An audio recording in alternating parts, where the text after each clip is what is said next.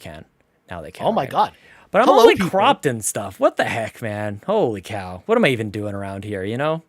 I mean, it's just one of those things where, it's one of those weeks, Sean. I mean, we're putting out a new review every day. You're in a suit. Like, it's just, the whole world is just like upside down at the moment, Sean. Nobody knows what to make of this, man. Holy Nobody cow. knows. Oh, Nobody man. knows. There's no way to know, Sean. That's true. impossible. That's everybody. We can all agree on that at the very least. Yeah. Look very nice. Ooh. Oh wow, thank you. That's very kind. I'm overheating, but it's all good. Court Lalonde, I did get a haircut. It's not, super long and How frilly can you anymore. tell? What? He's wearing a hat. Well, I mean, I could take the hat off. See, look at that. There you It's go. like all gone. There you go. All day meetings, man. All freaking day. But I now have a 4-year-old again. That's true. That's weird. Oh, the way you said it, Sean, it almost sounds like you have two 4-year-olds. Well, at this point. Almost. I have a 4 and a 5-year-old. I mean, Lincoln's kind of like a 4-year-old at heart, I guess. Damn. I didn't mean that as a bad thing. Yeah, sounds like he's like, was he reading at a 4-year-old level? What are you trying to say, Ryan? What are you doing? Ryan, how was leaving the house? I'm not For the haircut? The haircut took place awful. inside the house. No. I left the house for the haircut because it was like my once every 6 months getting my haircut, Sean, and I made a whole adventure out of it. I went there. I went to the retro game store. I went to Walmart. Nice. A whole bunch of going outside. This was, of course, before it started snowing because it is currently snowing here in Toronto, and it's not great. I missed the Nintendo Drive yesterday, Ryan, but I was told, I don't even know if they addressed my question. I didn't listen to the whole thing yesterday. I got to still check it out. But I'm going to return to GameStop, I think, this week. Yeah. And I'm trading in these 5 games. They're giving $50 for each one of these games, those idiots. Jesus. Super Mario Party. I have 2 copies of 3D All-Stars. That's going away. Mario Strikers Battle League. That can go suck nuts. And whoa. That's a brand new game. yeah, it's going back. $50, little man. Put that dish in my hand. And then you forgot to mention your Super Mario Deluxe U. Yeah, this game's no good. That's going back. Yeah. And Animal Crossing can, hit the road. Hit the road. Think what Lachlan would say if she saw that. Oh, well, I think it's on the Nintendo Drive, so there you go. Get rid of them all. So we're going to get the double pack for Pokemon, but that's a whole other show. So, hey, everyone, it's me, Sean Capri. I'm glad you're here because you're listening to the most horse-powerful podcast on the internet. It's the Xbox Drive. I'm on a Skype call with my friend Ryan Turford. He's the weatherman on the Moose, and on our journey today, Pentiment is actually pretty good. So what do you think about that? Well, jump on into the Xbox Drive. Bra, bra, bra, bra, bra. Greater than X.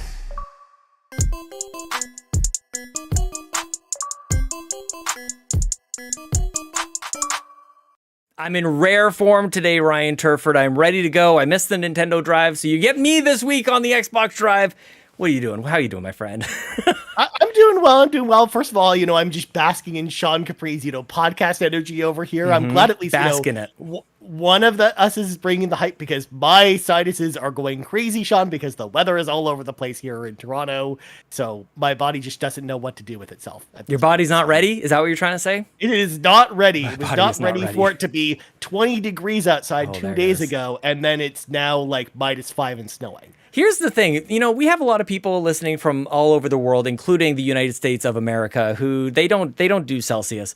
You'd think by now you'd get it like just exposure to the Celsius. You think that they would at least have some form of understanding. Be like, I don't get it. Like Ryan's trying to teach you something over here. Okay. Well, I mean, Sean, to put things in perspective, I think that you can't really say the same thing about, centimeters and feet. Like, it's not like we rag on Americans for not, measuring everything in centimeters and we're not asking for too much.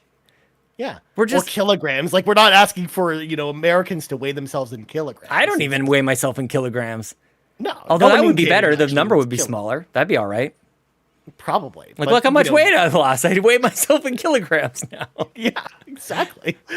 That's how you get away with, after Christmas, you're like, oh man, I ate all this Christmas food. But then I look on the scale, I'm like, oh, well, I actually lost weight because I'm measuring myself in kilograms. Yep. Shout out to Kevin starting a science chant in the crowd, in the chat over here. Love it. Yeah. Good God. Well, anyways, the Xbox Drive. We got to move, man. We got to move today. So, folks, I know if you want to support the show, there's a number of awesome ways to do that. Number one, If you're watching on YouTube, write meow over at youtube.com/carpoolgaming. Or if you're watching the video on demand later, don't forget to like the video, subscribe to the channel, and ring that notification bell. Although I feel bad for the notification bell people this week, because this is the week of reviews, so I new review every single day this week, and it just never ends. Amazing.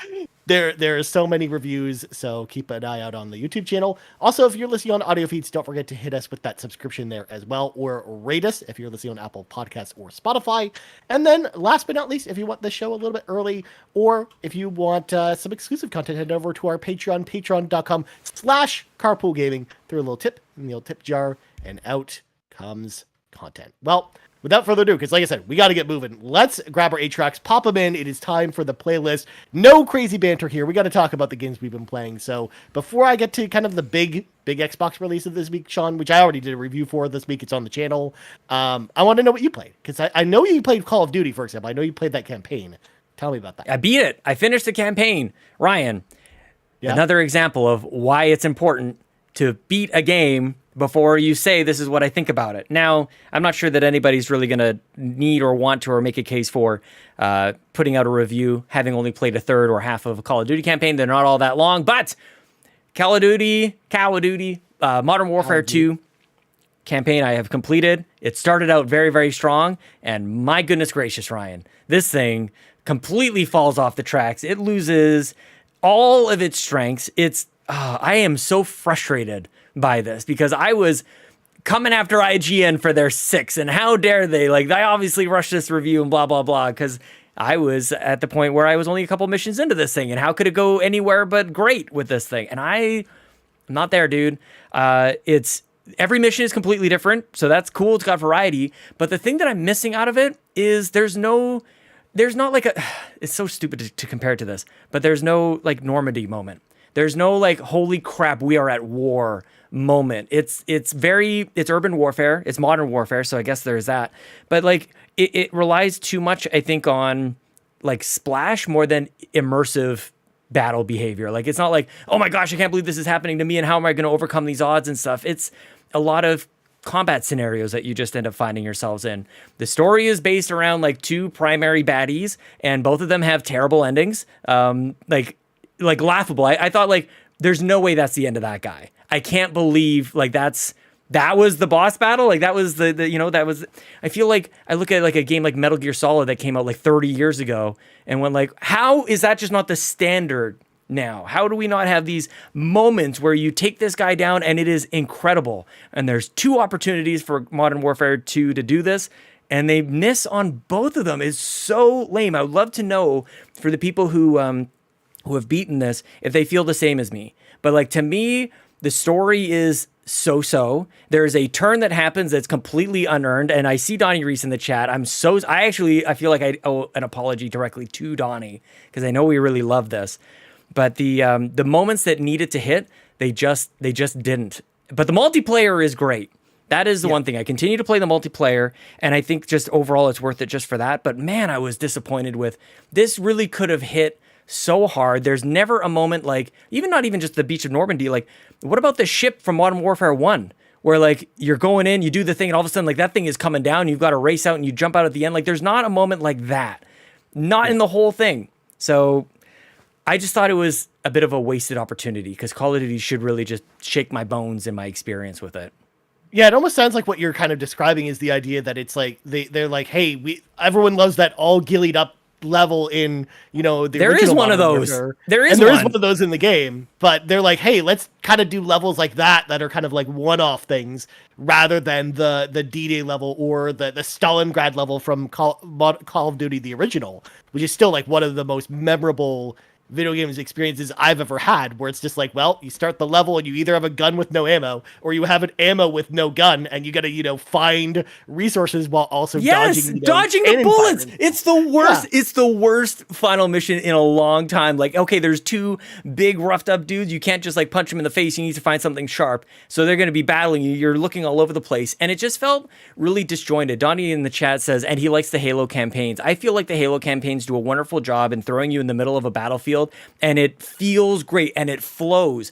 The variety, at least to me, the variety here was a disservice to the game because it felt so disjointed. I never really went from like one thing to the next feeling good about it. It's like, oh, I guess that's over. So I guess we're on to the next thing. But I wanted it to flow a little bit better. Nothing really, it just seemed like it was different for different sake. And I'm sorry, man. I just didn't love it. I didn't love it. Because it almost sounds like they had a bunch of ideas for stuff, but they couldn't settle on one idea. So it's kind of feels disjointed like that. I started to think about like, what if every level would like, is this the Toys for Bob level? And is this the Vicarious Visions level? Like, I don't know. Like, I don't know how this game is made or anything, but I know how many different teams are on this project. And I wonder about that sometimes. I know it's Infinity Ward, of course, but like, how do they divvy it all up? So disappointed, but at least I've got the multiplayer. That's all good. Yeah, the multiplayer is still fun. Like both great. of us have been playing it. We played it on stream on Saturday, and it was really fun. Super fun. I think that's really terrible fun. AI Warzone, or UI. Warzone just came out today as well. I'm not going to touch it. I uninstalled it. I saw a lot of people on Twitter really excited for Warzone. I know they are. The Battle Pass is also out today, Sean, and I'm excited to start leveling What is? that up. Battle Pass. Oh, Battle Pass. Battle Pass. Yeah, very cool. Battle Pass. Yeah. Didn't play Halo though. It's got that big update. Yeah, didn't play that. Yeah, I saw people trying to install that. I actually played around with Halo a little bit because I jumped into Forge mode because I wanted to see some of the levels people made. They're all really bad, and I'm like, well, I'll wait until there's actually good levels to play here. Kevin in the chat says it sucks to hear about the Modern Warfare campaign. Ethan from Save the Game actually really liked it and it said it was the best in ages. So I don't mean to say this as a definitive thing. This was my own experience. Donnie really liked it. Ethan obviously really liked it as well. I don't know. It fell flat for me. I'm sorry. Sorry, guys. I'm sorry, man. Well, I mean, yeah, because I've only really played through the first level of the campaign, and I haven't really just had a time to play it at this point. I'm excited to play it, before Game of the Year time happens, but I'm excited to jump in, even though it sounds like it's all over the place. I do want to at least see the end of it. I just want a good villain. Like it's not complicated. It needs a liquid stake, Sean. You need to fight a dude, oh my gosh, like bare chested on the back of a Jeep with your fists. It's so predictable. Every piece about it was just like, oh, here comes the twist, and wow, I'm shocked about that. And it wasn't even executed all that well. Oh man, just come on. You got the best people. You got the most the reveal of the ultimate villain at the end. I mean, okay, at the very end, they're all sitting around having drinks. Cool. Yeah. That's not why I played 10-hour campaign, is for the post-credit scene. Not going to. Well, another contentious game, Sean. Oh, we have to talk about. Is it? That I actually put up a review up on earlier this week. We'll get to why it's contentious in a second. Is Pentiment. So Pentiment, I, of course, was playing it all weekend. Like, this was basically the game that took up all my time, pretty much from the last time we spoke. Until, the review went up on Monday. And I really, really, really liked this game a lot. I actually, in the review, I had like kind of overflowing praise because like even a lot of times when I go and review games, I'll always usually make a checklist of like all the things I like and all the things I don't like. And on the column of things I don't like, it was like the beginning hour is slow. And that was it. Everything else I loved about this game, from the writing to the visual design. I love the unique way that they use they animate the backgrounds and the characters, and how like the fonts, the way that they're animated, play into the story itself, and how it conveys different emotions in the characters that are talking.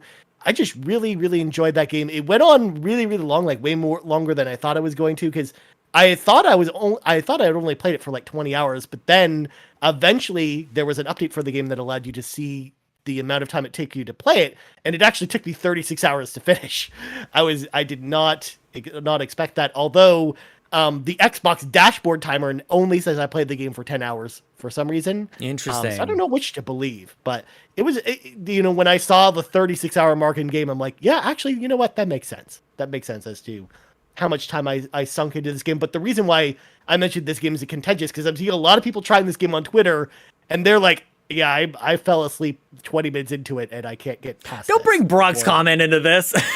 It's not just Brock. He's not the only one. He literally said that. Okay. I also saw multiple content Fortnite. creators, also like Maka, for example, who said, yeah, I played this game for an hour and I'm not going to make guide videos or do any content on it. Yeah. Because he's just not into it. Yeah. So for fans of the genre. Yeah, it's definitely like a murder mystery visual novel style game. in like a point and click kind of interface. So if Yeah. you're into that type of thing, then I think you're really, really going to enjoy this game. Like it's one of the best like point and click adventure games I think I've ever played. Dude. But if you're not into that, that is just one of those things where, of course, it's going to be tough to get into. But Sean, I want to know, the reason I wanted to bring up Pentiment is I wanted to know what your thoughts about Pentiment are. Are you going to check it out? Have you checked it out already? What do you think? I knew this game, I just want to say, because I know our friend over at the Trophy Room, Mr. Badbit, is throwing a lot of shade around here about this game. I knew this game was going to be great the moment that I saw it. You never bet against Obsidian, and I never did. I always believed in this. Just from I don't know, it almost seems like a hardcore style like RPG. Like you really have to be into this style of game to really appreciate it. But I never doubted it. I have it installed on my PC actually. I wanted to get Call of Duty done. I also need to finish Mario and Rabbids because we're going to do a review on that with Garrett and Seth as well. So this is on the docket. I feel like it might slip though, only because of those other things that I definitely need to get to. But man, I want to celebrate these kind of weird different games. You know, we talk so much about like there's not enough new IP or whatever else. This seems like something that should be celebrated, even just for trying to take a chance between this and didn't Obsidian do Grounded as well, by the way? Yeah, they did. Yeah. In the same year? Like, what a studio. This might be right up there with Playground, actually. Well, especially with this game in particular, because it was like 15 dudes at Obsidian. Like Josh Sawyer just grabbed a bunch of guys and put them together, and they just put up this amazing game, just all on their own. And there was also an interview with him, with John Sawyer that came out this morning, where he talked about the idea that if it wasn't for Game Pass, games like this totally wouldn't exist. Because like trying to pitch this to another publisher, like they would have never, like another publisher would never have taken this, or even Microsoft might not have, taken a chance with the game like this if it wasn't for Game Pass trying to sell this game for full price. Like just not enough people would have bought into it because of how niche the genre is for a game like this. I just want to be clear about my slamming the Trophy Room. They are trying to say that like they let us have it. They didn't know what they had. They picked this and they let it go, and I think that's a stupid move. I think, like, I don't know how you're trying to spin this, Badbit, but, like, that's a bad move. You let us have this one? Man, because I saw it for what it was. I knew that it was gonna rely on great writing, which it sounds like that's basically where they hit it out of the park, Ryan. Yeah, 100%. Like, this is, again, like, it honestly, if this came out a little bit earlier, we would have probably be talking about this in, like, the best narrative talk for, the Game Awards and stuff like that. Ooh, that's the other thing we need to iron out as well, is what the streaming, like what we're doing for our live reacts for Jeff Keighley's event as well. But that's a couple weeks away. Maybe that's a topic we talk about on the You Make It Free podcast. Ooh, exclusive. Yes. Patreon.com/carpoolgaming, $3 and up. That's for you people. Donnie and I will probably be talking about Call of Duty on Sweet Hanks, which is also available as an exclusive. So stay tuned for that. Next 5-hour podcast we'll do. Exactly. So yeah, Pentiment, again, I recommend it's on Game Pass, so just try it out. I would say just try it out, and if it's not for you, you just uninstall it at that point. But I really, really enjoyed this game a lot. So I really encourage people to try it out, because especially like, play it for an hour, and if you get past the first hour, like the story the story gets really going, and that's when I was like totally hooked on this game. But I know that not everyone had that same experience. So I would say, obviously, to try it out for yourself. For nerds only. Let's slam the brakes on this conversation, Sean, because it's time for some breaking news. And of course, we got to talk about new Game Pass games, Sean, because it's that the middle of the month. We got the rest of the November games coming to Game Pass. So we're started off. Pentiment and Somerville are out today. Somerville, by the way, having contentious reviews kind of all over the place too with that one. People either really like that game or hate it. Yeah. Like, I think it's like a 72 on OpenCritic, which funny story. We almost swapped out one of our games for Somerville in our OpenCritic league with the Trophy Room. I'm kind of glad we did. Good choice. Yeah. But then on November 17th, we're getting a bunch of stuff. Dune Spice Wars on PC, Ghost Lore on PC, Lapin, and Norco on consoles. And then on November 22nd, we're getting Gungrave Gore, which is a day-and-date release. That's like based off like a PS2 franchise that also was like an anime series. I'm interested to see how that turns out. We also are getting Insurgency Sandstorm based off, the hit Darude song Sandstorm. You've got to be kidding me. No, it's not. Okay. But Sandstorm's in the name, so it's coming out November 29th, as well as Soccer Story, That's a day-and-date release as Ooh. well, which I know people are excited about. And then Warhammer 40k Dark Tide coming to PC on November 30th. Again, that's also a day-and-date release. I know Lockcliffe, for example, very excited about Sports Story. I'm excited to hear what she has to say about that game. But Soccer there you Story. go. Whatever, same thing. Well, the following games are also leaving Game Pass on November 30th. We are losing Archvale Deer Simulator, Final Fantasy 13-2, Mind Scanners, Mortal Shell, Space Warlord Oregon Trading Simulator, Undungeon, and Warhammer 40k Battle Sector. So play these games now if you want to play them, especially Final Fantasy 13-2. I would grab that one while it's still on sale because the backwards compatible version with X enhancements is really, really good.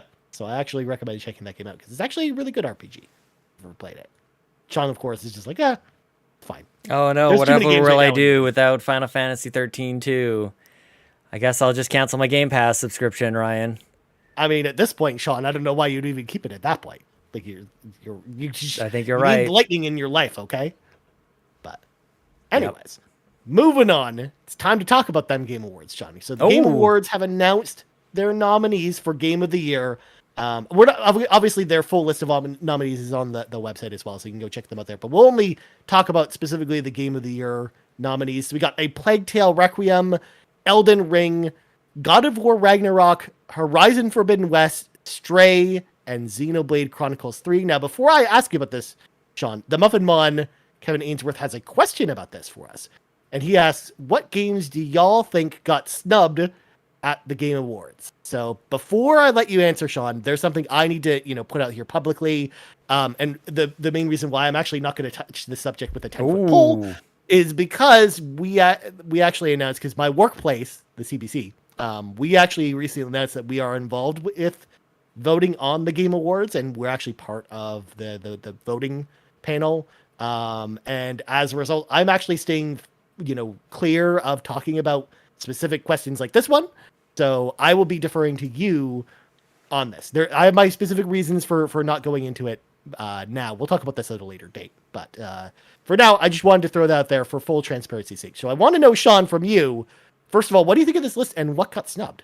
I think it's pretty good. I didn't play Stray, so I can't really comment on it from a personal standpoint, but I feel like that might be maybe a bit of a stretch, that it's up there. I felt like Immortality got a lot of chatter earlier this year in that style of like, this could be the best thing ever.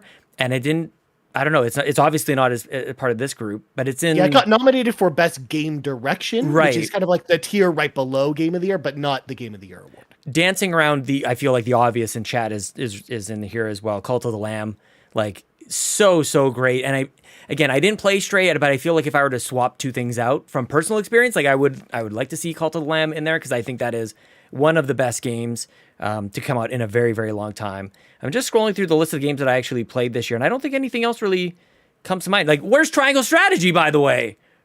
It's in the RPG category. It was Game of the year. for Best Come on, RPG. man. Yeah, or even that there Destiny. I don't know how they do that with Destiny expansions and whatnot. This year they allowed games as service games to be nominated for any award. So in theory, Final Fantasy 14 Endwalker could have also been in the Game of the Year talk as well. Yeah. Yeah, I think and Court's in the chat saying Forza DLC. I'm not much of a stand for the Hot Wheels stuff, to be honest with you. I think it's a good add-on. I think that's great. I like the Lego stuff quite a bit better. I thought Blizzard Mountain back on the third one, I think that was Forza Horizon 3. I thought that was better. But yeah, Garrett in the chat also, Nobody Saves the World. I didn't play it. But I will say Stray is the only one that I'm pointing out, again, not having played it, but I feel like the rest of the games are great. And probably deserve to be there. I haven't gotten to God of War yet. It's on deck. I've got it downloaded. It's ready to go. But it seemed like a good list overall. And so I guess the other question, Ryan, back to you is like, would you like to see the category expanded to include more possibilities? Kind of like what the Oscars did. They used to have, I think, 5, they went to 10 or something like that. Like, would you want to include more at this top honor kind of list? I like that idea. Like, I like the idea of them having more than 6 games. But even then, like, I almost feel like, especially in a year like this, too, where, we had 2 standout games and then a lot of games that really kind of fit into this conversation, even 10 might have been too low of a number. Like, so it's like, where do you kind of draw the line Sure. as far as the number? So I understand why they do it at 6, because in most normal years that's really all you need. In this year in particular, though, it feels like one of those years where there could have probably been like 15 nominees. I think next year's going to be even I guess better or worse, whatever you want to say. Like I think there's going to be more. I think next year could be the breaking point, actually, if everything sticks. Next year's the year where you actually probably could see them go to expand to like 10 games instead of 6. But not really any Xbox representation really here. No, the only games you can actually play, the only games you can play on Xbox on this list are Elden Ring and Plague Tale. Yeah. Yeah, Plague Tale's there too, but yeah. I just, to your point about Stray as well, like I played it and I understand why people like that game. I personally just wasn't really a huge fan of it. Yeah. Yeah. Anyways, moving on. We got CD Projekt Red out here announcing the release date for the next-gen version of The Witcher 3. It will be coming to Series X and S on December 14th. This will be a free update for anyone who owns any version of the game. So even if you don't own the fancy Game of the Year edition, you still get this update as well. And apparently they're adding some additional DLC to this that's free DLC for the Witcher Netflix series as well. So you can dress as, Henry Cavill Geralt instead of, the normal Geralt model, which is pretty cool. I don't know if I'm going to go back and play this again because there are just so many games coming out. And this just seems like it's not really the time for a game like this to come, like an update for this to come out, Sean. But I'm curious to know, what do you think about this update? Are you going to go back and play Witcher 3 at some point? I've tried it twice, and it's nothing against the game. It's always something has always pulled me away from it. But I think, man, what a year to be making a decision like this. But I am really struggling to keep up with the latest and greatest in games. And so I've been more and more just starting to think, do I just play old games? And this could be one that I just jump into, or maybe just for a period of time. I don't know if I need to make like such a sweeping decision that tackles everything. But I feel like The Witcher is a major gap in my gaming. I love this. I love what it's trying to do. I love the way that it looks, and obviously it's well regarded. Cyberpunk is right up there as well. Like I want to play that. It's just a matter of finding time for it. So this gives me, and probably a lot of other people, like a reason to pop it up on the priority list. But man, December is a tough time. I'm going to be catching up on everything else that's been happening over these last couple of weeks. So it's hard to say at this point. I want to, but it's probably unlikely. But yeah, it's more of a me thing. It's a me, not you thing. No, exactly. This is the type of thing that I'm probably going to check out next summer when I have a lot more time. And that's usually when I'm going to be playing a lot of the older games, I think. Unless, of course, next summer is filled up with games too. Especially because like December, I've got, Crisis Core and the Callisto Protocol and Marvel's Midnight Suns, like all that month. So it's just like there's too much to play already. But I also feel like I need to play it before the next Dragon Age game comes out. And that seems we could be getting a surprise kind of thing there as we'll move into predictions for the Game Awards at some point. But I feel like that could show up in a big way. Yeah, I think so too. But anyways, last news story. Remedy have announced that Control 2 is in development and will be coming to Xbox Series X and S sometime in the future. So we don't have a year specifically. If I'm willing to guess on this one, it's probably 2024, because we know that they're doing Alan Wake remake next year, or sorry, Alan Wake 2 is coming out next year. Yeah. So I imagine that this is like their next game that comes out the next year after Alan Wake 2. But first of all, are you in line with this, Sean? Do you think it's coming out later? And also, are you excited for Control 2 at all? I am excited about. I actually wish that this was first. I like let Alan Wake go away. Like make it Alan asleep. Just go forever away. We don't need it. Control is a weird one, and I don't know exactly how to like articulate this, but it deserves to be in that conversation in like the best games ever. And I know that in certain circles it kind of is, and people who played it, like if you know, but like I feel like there's just some sort of weird invisible ceiling that's keeping this game from being talked about in that way. But man, does it feel great, and it looks amazing, and it's totally inventive and different, and it has all the things that we should want out of video games. It might even be like too much of some of those things for some people, but Control is excellent, man. It is absolutely top tier. I think I was listening to Court. I don't remember what show it was on, but I feel like Court was talking about why he missed this. And it was probably the same for a lot of people. There's a lot of games coming out in and around Control. We've seen this game have legs like no other. Like it keeps selling. People are continuing to play it for the first time well after it's launched. So yeah, I'm excited. It makes sense that they're making a second one. I'm glad to see that. As Remedy really, for the most part, aside from now doing Alan Wake 2, like they haven't done sequels. So I'm kind of glad they like give us more of this. Like use that budget you earned from this one to make it bigger, better, stronger, faster. All those things. It might even be a different protagonist. I have no idea. But the world they've built is so rich that I can't wait to see what they do with this one, man. Yeah, I'm actually really stoked with this one as well because like there were also just little nitpicks in the original Control, but if they do a sequel, I feel like they're gonna be able to fix a lot of that the stuff that I had like little nitpicks with the combat and stuff like that. So yeah, I'm like really excited to see what they do next with Control 2. And this is again refreshing to your point with where when they were independent, they would like Remedy would pitch the sequel to Alan Wake or sequels to their games, and like no publisher would touch them. Yeah. So now that they're kind of under the Epic umbrella, they're actually able to pitch some of these more ideas, and they're actually able to get them out there. Can I say something? I want to see if people will leave comments or if this sparks some I don't know what. But I feel if it's safe to say that Control is in the same conversation as Spider-Man and the Infamous games. Like I feel like it's as good. I think it's in that conversation of those games. Like this is Sucker Punch quality. Yeah, I could see that. I know Sucker Punch did Infamous, but not Spider-Man. Wait, who did? Yeah, close enough. Yeah, you know what I'm saying. Insomniac did Spider-Man. Insomniac. Yeah. Well, anyways, let's let some of our friends into the car with us. It is time for the carpool. We're going to start with Nagachaka, who asked the question: the Xbox Series S will be a whopping $70 cheaper for Black Friday here in Canada this year. Do you think the Series X will go on sale this coming Boxing Day or perhaps for Black Friday 2023? So I think the reason why we're seeing Series S go on sale now is because they've been, in stock plentifully throughout the whole year. So it makes sense for it to go on sale. Yep. And we haven't really seen that with Series X yet, where it's they're getting easier to find in stores, but it's not like 100% success rate at this point. So I think Nagachaka, we're probably looking closer to Black Friday next year for when we see it, the Series X specifically on sale. Because at this point, they're selling every one that they basically make anyways at retail price. Why put it on sale? Yep. But Sean, what do you think about this question? I want less of I already have it. So personally speaking, $70 off, that makes me almost want to buy a second one just to have it. Goodness gracious, that is crazy. I agree with absolutely everything you said, so nothing really to add there. But I will say that it has been a missed opportunity since day one for either the Series S or the Series X to not have some sort of significant automatic free thing for Game Pass. A month or 3 months or something. Get people like, how is that not a thing? This is the main driver. This is like the end goal is Ultimate Game Pass. How is this not a thing? Get people like, it's the easiest trick in the book. So I don't want Series. I don't want to see. I don't think they should or will have a discount on the price.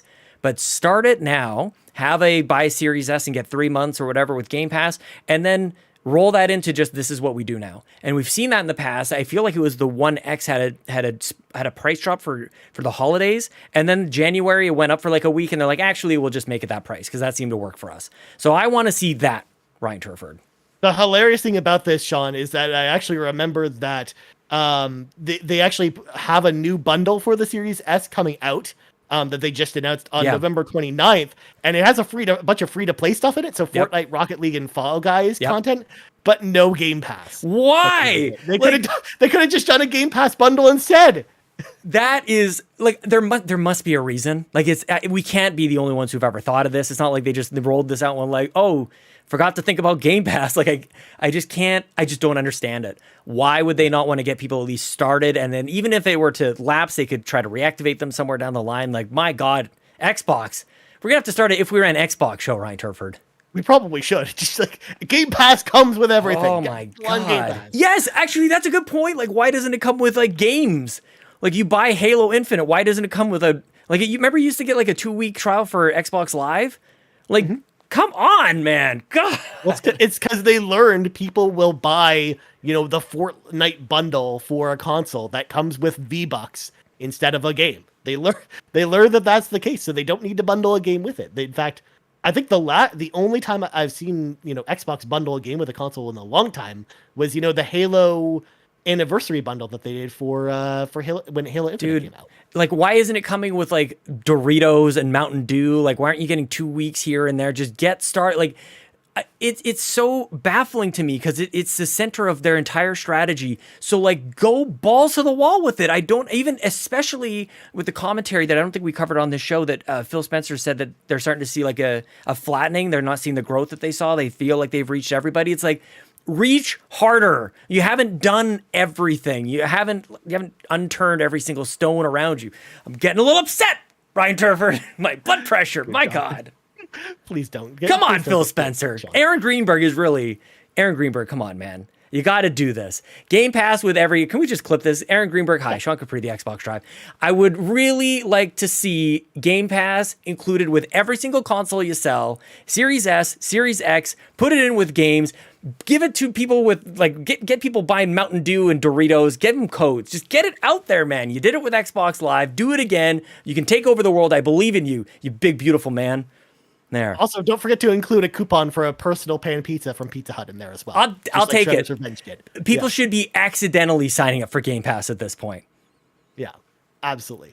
Well, and then last question I think we're going to tackle this week. We'll get to the other question in just a second. This one comes to us from Hopple, who asks, what games, yes, we need more games, are on your Black Friday shopping list this week? So, Sean, here's the thing. For me personally, I kind of have all the games I need at this point.